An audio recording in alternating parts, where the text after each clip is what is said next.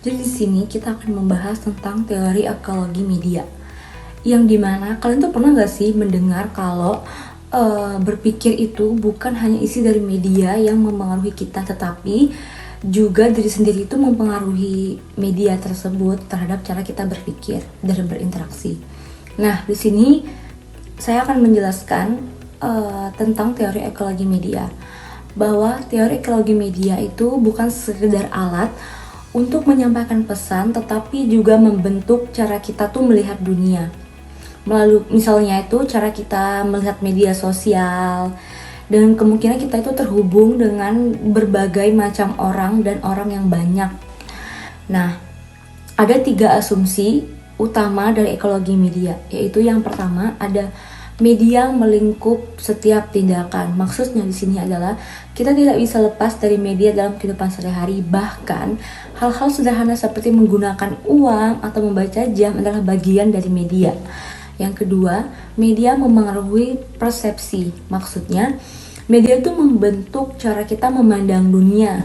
Contohnya, berita yang kita baca dapat mempengaruhi opini kita tentang suatu peristiwa. Dan yang ketiga, media menyatukan dunia. Di sini maksudnya adalah teknologi seperti internet, informasi dari belahan dunia manapun dapat kita akses dalam hitungan detik. Kayak kita lihat berita di internet, di media sosial, misalnya berita tentang Amerika atau China, itu kita di Indonesia kita bisa mengetahui berita tersebut, dan itu yang dimaksud dengan media menyatukan dunia.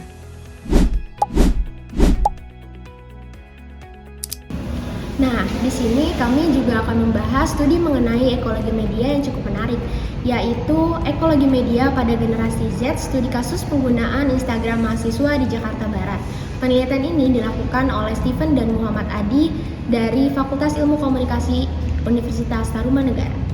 Seperti yang kita tahu, generasi Z adalah generasi yang lahir dan tumbuh di era digital, di mana mereka sudah akrab dengan internet, teknologi, dan tentu saja media sosial. Nah, penelitian ini berusaha melihat bagaimana Instagram membentuk cara mereka berpikir, mereka berinteraksi dalam konteks ekologi media, di mana teori yang menyatakan bahwa media bukan hanya sekedar alat, tetapi juga lingkungan yang membentuk pengalaman kita.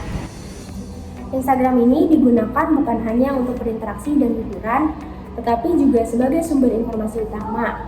Para mahasiswa mencari berita, inspirasi, bahkan ide-ide baru melalui fitur-fitur Instagram seperti Explore, Instastory, dan IGTV. Bahkan sebagian dari mereka mengaku bahwa mulai tertarik dengan dunia fashion, desain, hingga kerajinan tangan karena terinspirasi dari konten di Instagram. Namun, tentunya tidak semua hal dapat dinilai positif. Instagram juga mempengaruhi cara mahasiswa mempersepsi orang lain, terutama dalam gaya hidup, cara berpenampilan, dan juga status sosial. Ada perubahan cara pandang yang dipengaruhi oleh apa yang mereka lihat pada platform tersebut. Di sisi lain, mereka tidak menganggap Instagram sebagai platform yang aman untuk bertransaksi. Biasanya mereka hanya akan melihat produk dan juga melihat branding yang kemudian mereka akan membeli produk tersebut pada platform yang terasa lebih aman dan juga terpercaya. Ada satu hal yang juga ditekankan dalam penelitian ini, yaitu bagaimana cara Instagram menyatukan dunia melalui fitur direct message atau DM. Mahasiswa menggunakan fitur DM ini untuk terhubung dengan teman, keluarga, ataupun orang asing di berbagai wilayah dan juga negara. Mereka merasa lebih mudah terhubung dan menjadi bagian dari komunitas digital yang luas. Kesimpulannya, teori ekologi media yang diperkenalkan oleh McLuhan ini masih sangat relevan. Instagram tidak hanya digunakan menjadi alat komunikasi, tetapi juga menjadi lingkungan yang membentuk generasi Z untuk hidup, berpikir, dan juga berinteraksi. Bagi mahasiswa di Jakarta Barat, Instagram ini digunakan oleh mereka untuk berekspresi, bersosialisasi, dan juga membangun identitas diri. Penelitian ini mengingatkan kita bahwa media bukan sekedar teknologi. Media merupakan bagian dari kehidupan itu sendiri yang mempengaruhi kita dalam diam tanpa kita sadari.